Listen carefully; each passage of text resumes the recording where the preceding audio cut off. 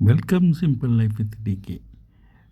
கோஸ் பொரியல் செய்கிறேன். கோஸு, பட்டாணி, கொஞ்சம் தக்காளி இதெல்லாம் அறுத்து போட்டு ஒரு வேக வச்சுக்கிறேன்.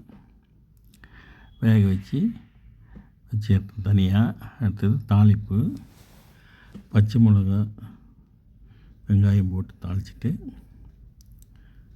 கருவேப்பிலை, பச்சை மிளகா, வெங்காயம்லாம் போட்டு தாளிச்சாச்சு.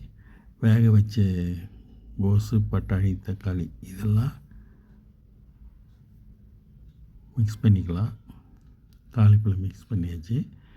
இது கொஞ்சம் மஞ்சள் சேர்த்து பரட்டிக்கலாம். மஞ்சள் சேர்த்து திருப்பி விட்டுக்கலாம்.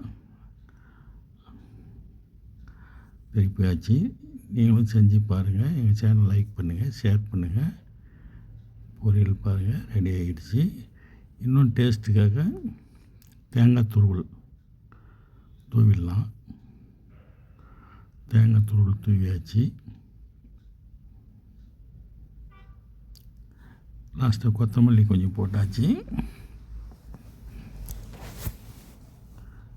கோஸ் பொரியல் ரெடி ஆகிடுச்சு. சாப்பாட்டுக்கு வச்சுன்னு சாப்பிட்லாம்.